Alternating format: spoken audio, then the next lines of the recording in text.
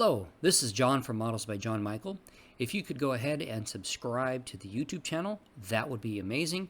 The other thing you can do is follow me on Facebook and Instagram and check out some of the stuff I've got posted there. So in this video, I want to do a Workbench update for the model I've been working on. It is the SB2C-4 Helldiver. It's the Pro Modeler Edition by Revell. This kit is no longer in production, but I think I've mentioned before that you still can find it out there on the internet, and the prices really aren't too bad for the kit. Now this kit, as far as I understand, is a reboxing of an old Academy kit, I believe, or Accurate Miniatures, one of the two. Not 100% certain. I'm sure there are those of you out there that know for a fact whether or not this is a reboxing. But anyway, that aside, it is a pretty good kit. There aren't many flaws that I've really come across so far.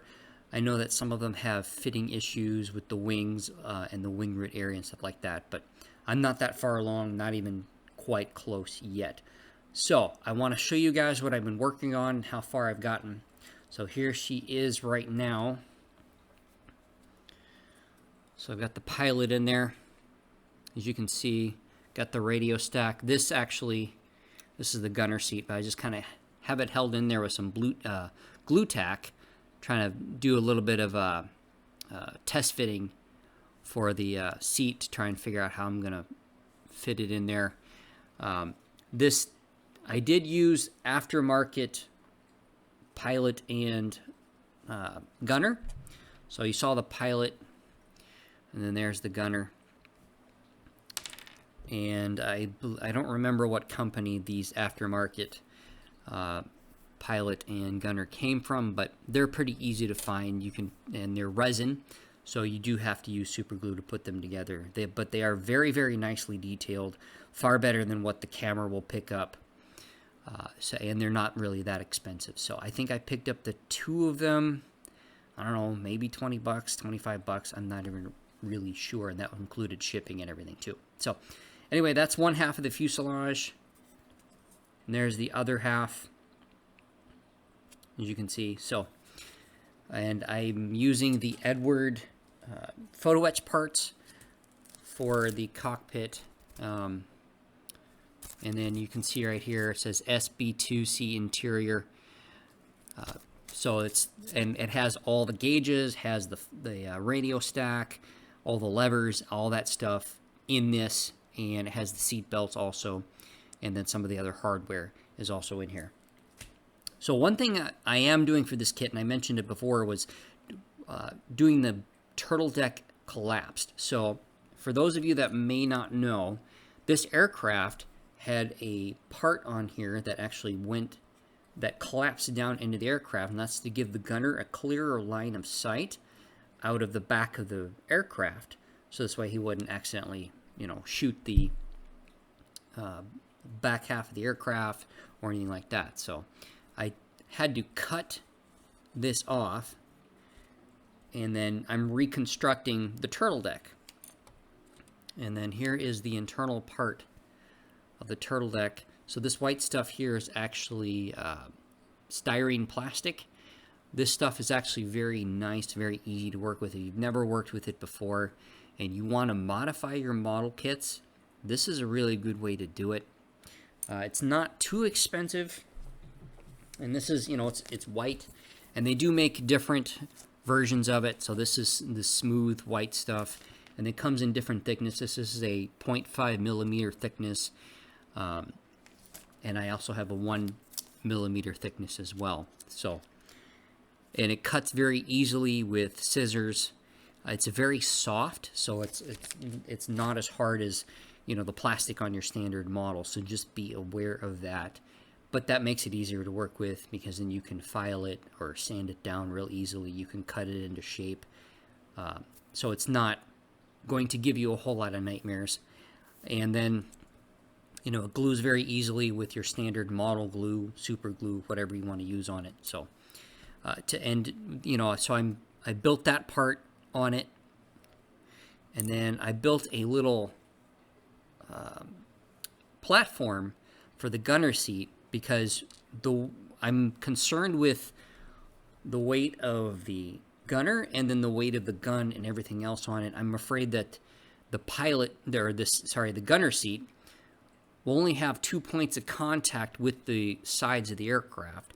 And I'm afraid that if I don't have something else inside of the aircraft for this seat to sit on, it might dislodge. And then, of course, that makes it a whole different nightmare. So I made this tiny little platform, and I just painted the same color as the interior of the aircraft. You won't see this because it's going to be underneath the gunner seat and underneath the gunner, but I just figured I'd paint it that way. It kind of blends in a little more if you happen to look down into that area of the aircraft. So just kind of one of those things that, to be aware of as you go along. And especially if you're going to modify it, because this kit does not come with a gunner. So that's just something to be aware of. The other thing that I have for this kit is aftermarket decals. These particular decals are by Victory Productions. Very, very, very nice decal set. You can do several different versions of the same aircraft. One thing that's really nice is if you've never done aftermarket decals, they always come with these layout that'll show you the different markings you can do for your aircraft. And then this one, and some of them, not all of them do this, but this one actually gives you information of each aircraft and each different decal layout that you might want to do. And then there's more marking information. So very nice, very informative, and then this way, if you want to build a historically accurate aircraft, this definitely helps along in that process. So there you have it. That's all I got in this video, guys. If you guys want to know anything else about this video, want any other processes, things like that, or know how I'm doing any of the other processes, let me know. Also, follow me on Instagram and Facebook because I post stuff there a lot more than I do for the videos on YouTube. This way you guys can maybe get a little more information, see more of the aircraft, see more of the builds and stuff like that. Sometimes it's easier to get more detail out of a still picture, obviously, than it is on a video. Because, if I sat here and hold the aircraft up to the camera the entire time, it'd be, not quite as entertaining. So, and then the other thing I want to do is I just want to show you guys the t-shirt I'm wearing. I've done this one other time in one of my other videos, showed you some of the shirts I've worn. So this one is from Zulu Foxtrot, and there's the shirt. This is for St. Patrick's Day. Today happens to be St. Patrick's Day. They have great shirts. They have outerwear as well, so they have jackets. They have athletic wear. They have all kinds of things. It's a veteran-owned company.